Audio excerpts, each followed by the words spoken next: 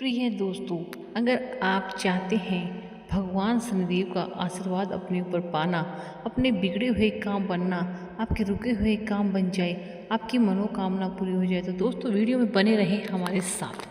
तो दोस्तों, शनिवार का दिन भगवान शनिदेव को समर्पित होता है।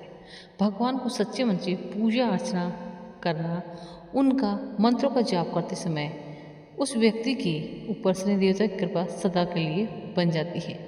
कहा जाता है कि जिन भक्तों पर शनि देव का आशीर्वाद प्राप्त होता है, रंग से भी राजा बन जाता है और उसके जीवन में सारे कष्ट दूर हो जाते हैं। तो दोस्तों, आज हम आपके शनिदेव के लिए ऐसा चमत्कारी मंत्र बताने जा रही हूँ जिसका 108 बार जाप करने मात्र से आपके परिवार में, आपकी ज़िंदगी में खुशियाँ आ जाएंगी। संतान की किसी प्रकार का संकट नहीं रहेगा। साथ ही उन मंत्रों के प्रभाव से शनि दोषों से मुक्ति मिलती है। और दोस्तों, शनिदेव की कृपा हमेशा हमेशा के लिए आप पर बनी रहती है। मनचाहा फल वर प्राप्त होता है। और दोस्तों, माता पिता हमेशा ठीक रहते हैं, उनका स्वास्थ्य हमेशा ठीक रहता है, घर में आपसी कलेश मिट जाते हैं, वह स्वास्थ्य में लेकर छोटे बड़े कारोबार में बहुत अच्छी तरक्की होती है। शनिदेव कृपा खुश न होकर अपने दोस्तों भगवान पर मनोकामनाएं पूरी करते हैं।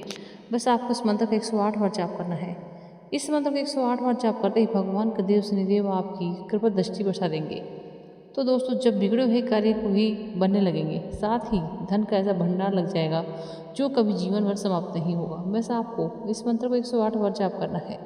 किसी भी कारण से आप मंत्र का जाप करने में असमर्थ हैं तो दोस्तों, इस मंत्र को अपने मोबाइल फ़ोन से अपने परिवार में, अपने ऑफिस में, अपने कार्य क्षेत्र में, जहाँ भी आप कार्य करते हैं वहाँ 108 बार चला के फ़ोन के माध्यम से सुन लीजिएगा। तो श्री देव भगवान आप सदा आपकी कृपा बरसाए रखेंगे। ऐसे में कृपा प्राप्त करना चाहते हैं तो दोस्तों, हमारे चैनल ज्ञान के साथ को सब्सक्राइब कर लीजिएगा। प्यारा सा कमेंट बॉक्स में कमेंट जरूर लिखना, लाइक भी करना। और दोस्तों, भगवान शनिदेव का आशीर्वाद अपने ऊपर प्राप्त चाहते हैं तो कमेंट बॉक्स में जयकारा ज़रूर लगा दीजिएगा ताकि भगवान शनिदेव के चरणों में आपकी हाजिरी लग जाती है। और दोस्तों, इससे होता क्या है कि आप भगवान की कृपा आप पर बनी रहती है। ऐसे में आप चाहते हैं भगवान की कृपा प्राप्त करना तो दोस्तों, आप सभी को प्रॉपर वीडियो 108 बार का सुनने के बाद से भरपूर शेयर करना है, दिल खोल के लाइक करना है। चलिए दोस्तों, मंत्र शुरू करते हैं। मंत्र हमारा इस प्रकार है। ओम नीलांजना समाभास रविपुत्र यमारजन छाया मातंड संभूतं तं नमामि शनिश्चरम्। ओम नीलांजना समाभास रविपुत्र यमारजन छाया मातंड संभूतं तं नमामि शनिश्चरम्। ओम नीलांजना समाभास रविपुत्र यमारजन छाया मातंड संभूतं तं नमामि शनिश्चरम्। ओम नीलांजना समाभास रविपुत्र यमारजन छाया मातंड संभूतं तं नमामि शनिश्चरम्। ओम नीलांजना समाभास रविपुत्र यमारजन छाया मातंड संभूतं तं नमामि शनिश्चरम्। ओम नीलांजना समाभास रविपुत्र यमारजन छाया मातंड संभूतं तं नमामि शनिश्चरम्। ओम नीलांजना समाभास रविपुत्र यमारजन छाया मातंड संभूतं तं नमामि शनैश्चरम्। ॐ नीलाञ्जनासमाभास रविपुत्र यमारजन् छायामातण्डसम्भूतं तं नमामि शनैश्चरम्। ॐ नीलाञ्जनासमाभास रविपुत्र यमारजन् छायामातण्डसम्भूतं तं नमामि शनैश्चरम्। ॐ नीलाञ्जनासमाभास रविपुत्र यमारजन् छायामातण्डसम्भूतं तं नमामि शनैश्चरम्। ॐ नीलाञ्जनासमाभास रविपुत्र यमारजन् छायामातण्डसम्भूतं तं नमामि शनैश्चरम्। ॐ नीलाञ्जनासमाभास रविपुत्र यमारजन् छायामातण्डसम्भूतं तं नमामि शनैश्चरम्। ॐ नीलाञ्जनासमाभास रविपुत्र यमारजन् छायामातण्डसम्भूतं तं नमामि शनैश्चरम्। ॐ नीलाञ्जनासमाभास रविपुत्र यमारजन् छायामातण्डसम्भूतं तं नमामि शनैश्चरम्। ॐ नीलाञ्जनासमाभास रविपुत्र यमारजन् छायामातण्डसम्भूतं तं नमामि शनैश्चरम्।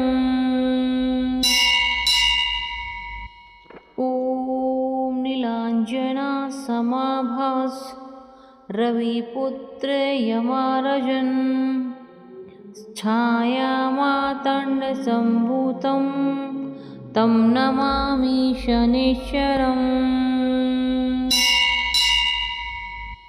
ॐ नीलाञ्जनासमाभास रविपुत्र यमारजन् छायामातण्डसम्भूतं तं नमामि शनैश्चरम्। ॐ नीलाञ्जनासमाभास रविपुत्र यमारजन् छायामातण्डसम्भूतं तं नमामि शनैश्चरम्। ॐ नीलाञ्जनासमाभास रविपुत्र यमारजन् छायामातण्डसम्भूतं तं नमामि शनैश्चरम्। ॐ नीलाञ्जनासमाभास रविपुत्र यमारजन् छायामातण्डसम्भूतं तं नमामि शनैश्चरम्। ॐ नीलाञ्जनासमाभास रविपुत्र यमारजन् छायामातण्डसम्भूतं तं नमामि शनैश्चरम्। ॐ नीलाञ्जनासमाभास रविपुत्र यमारजन् छायामातण्डसम्भूतं तं नमामि शनैश्चरम्। ॐ नीलाञ्जनासमाभास रविपुत्र यमारजन् छायामातण्डसम्भूतं तं नमामि शनैश्चरम्। ॐ नीलाञ्जनासमाभास रविपुत्र यमारजन् छायामातण्डसम्भूतं तं नमामि शनैश्चरम्। ॐ नीलाञ्जनासमाभास रविपुत्र यमारजन् छायामातण्डसम्भूतं तं नमामि शनैश्चरम्। ॐ नीलाञ्जनासमाभास रविपुत्र यमारजन् छायामातण्डसम्भूतं तं नमामि शनैश्चरम्। ॐ नीलाञ्जनासमाभास रविपुत्र यमारजन् छायामातण्डसम्भूतं तं नमामि शनैश्चरम्। ॐ नीलाञ्जनासमाभास रविपुत्र यमारजन् छायामातण्डसम्भूतं तं नमामि शनैश्चरम्। ॐ नीलाञ्जनासमाभास रविपुत्र यमारजन् छायामातण्डसम्भूतं तं नमामि शनैश्चरम्। ॐ नीलाञ्जनासमाभास रविपुत्र यमारजन् छायामातण्डसम्भूतं तं नमामि शनैश्चरम्। ॐ नीलाञ्जनासमाभास रविपुत्र यमारजन् छायामातण्डसम्भूतं तं नमामि शनैश्चरम्। ॐ नीलाञ्जनासमाभास रविपुत्र यमारजन् छायामातण्डसम्भूतं तं नमामि शनैश्चरम्। ॐ नीलाञ्जनासमाभास रविपुत्र यमारजन् छायामातण्डसम्भूतं तं नमामि शनैश्चरम्। ॐ नीलाञ्जनासमाभास रविपुत्र यमारजन् छायामातण्डसम्भूतं तं नमामि शनैश्चरम्। ॐ नीलाञ्जनासमाभास रविपुत्र यमारजन् छायामातण्डसम्भूतं तं नमामि शनैश्चरम्। ॐ नीलाञ्जनासमाभास रविपुत्र यमारजन् छायामातण्डसम्भूतं तं नमामि शनैश्चरम्। ॐ नीलाञ्जनासमाभास रविपुत्र यमारजन् छायामातण्डसम्भूतं तं नमामि शनैश्चरम्। ॐ नीलाञ्जनासमाभास रविपुत्र यमारजन् छायामातण्डसम्भूतं तं नमामि शनैश्चरम्।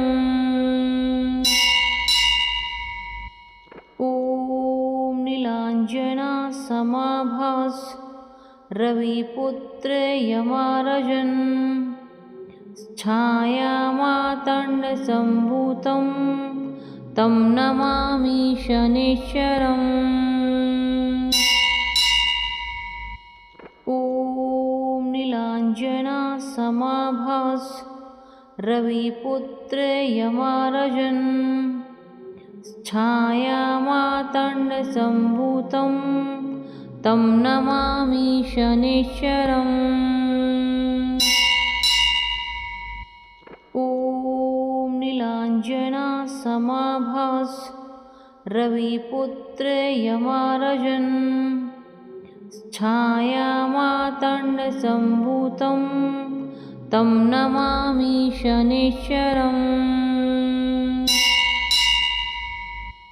ॐ नीलाञ्जनासमाभास रविपुत्र यमारजन् छायामातण्डसम्भूतं तं नमामि शनैश्चरम्।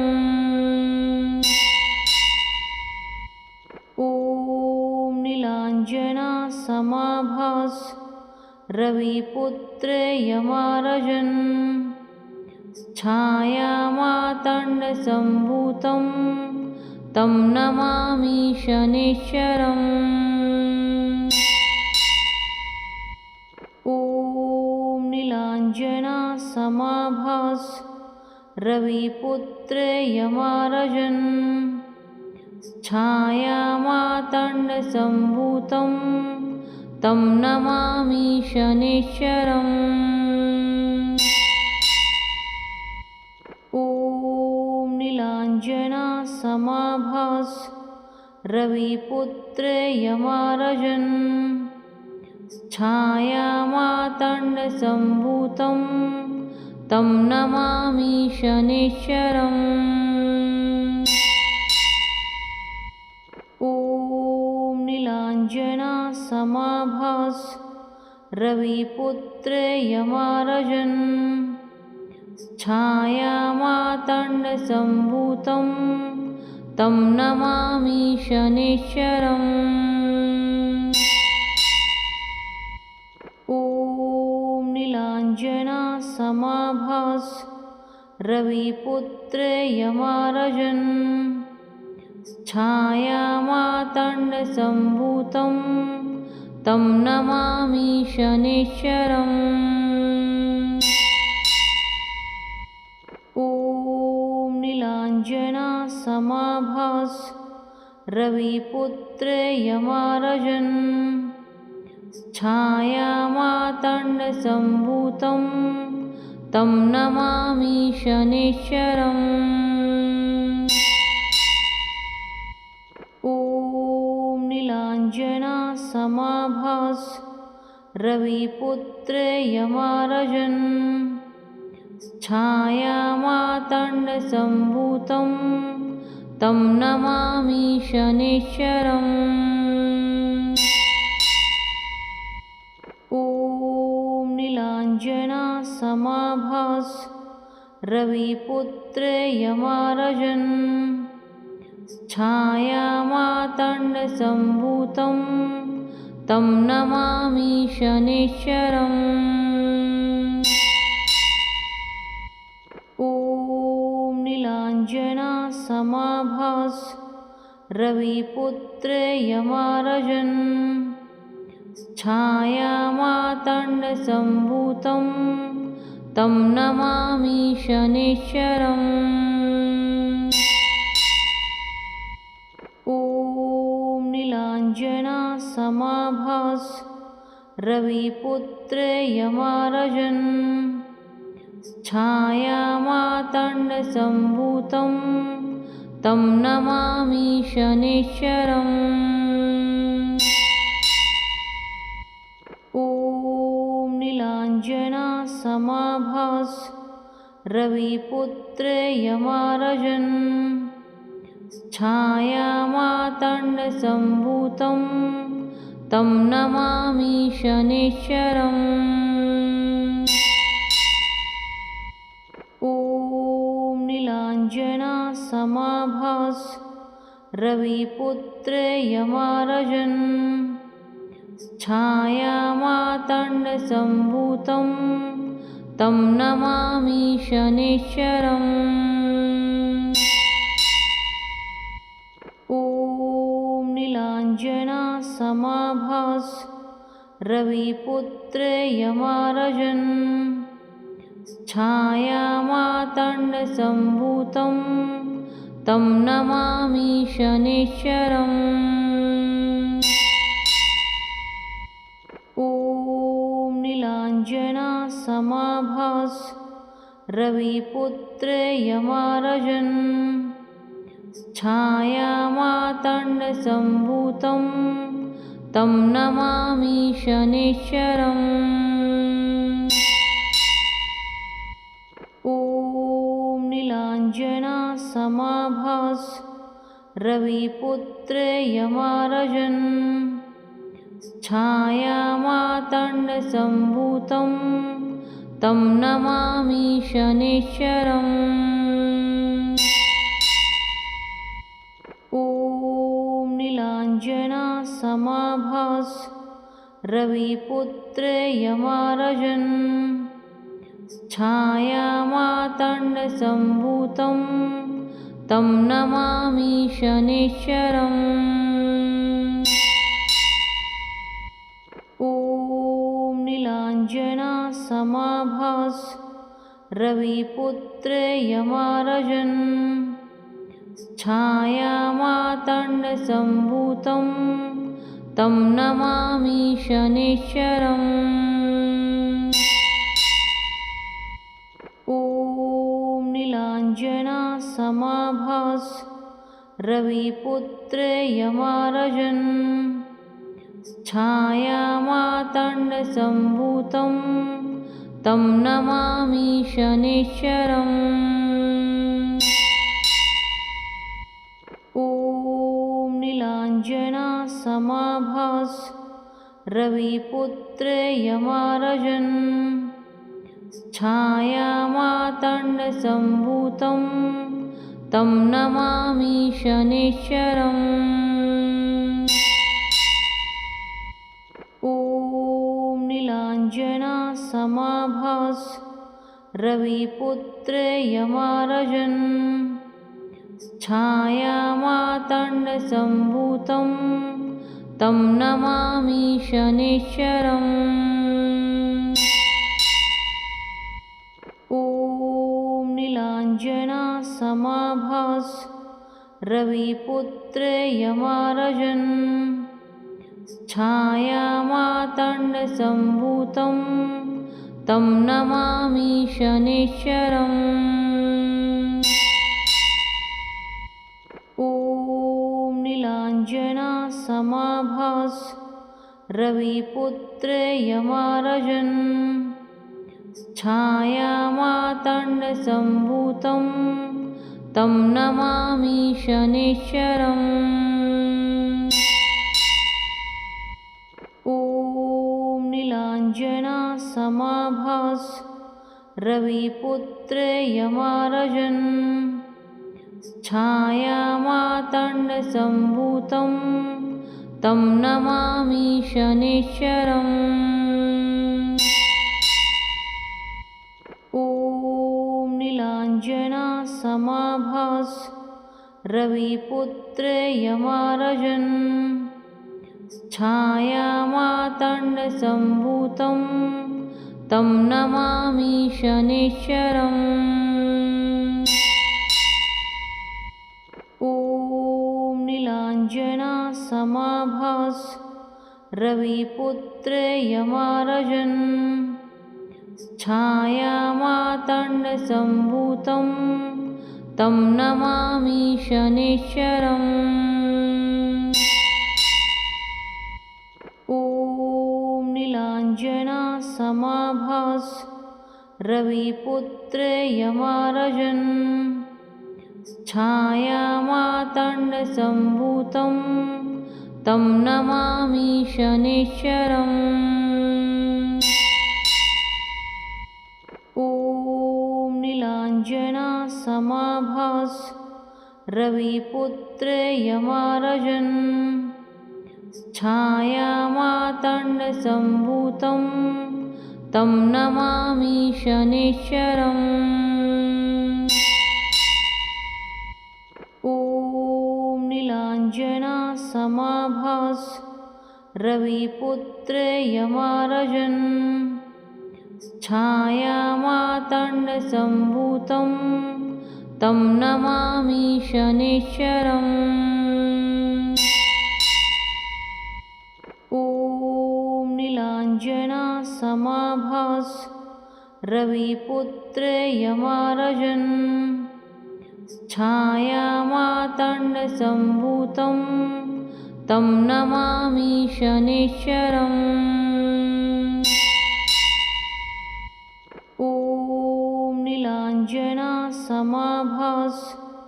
रविपुत्र यमारजन् छायामातण्डसम्भूतं तं नमामि शनैश्चरम्। ॐ नीलाञ्जनासमाभास रविपुत्र यमारजन् छायामातण्डसम्भूतं तं नमामि शनैश्चरम्। ॐ नीलाञ्जनासमाभास रविपुत्र यमारजन् छायामातण्डसम्भूतं तं नमामि शनैश्चरम्। ॐ नीलाञ्जनासमाभास रविपुत्र यमारजन् छायामातण्डसम्भूतं तं नमामि शनैश्चरम्।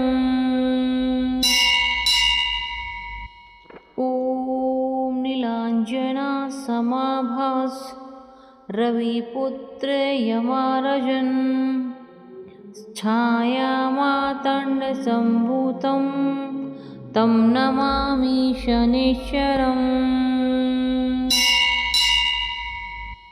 ॐ नीलाञ्जनासमाभास रविपुत्र यमारजन् छायामातण्डसम्भूतं तं नमामि शनैश्चरम्।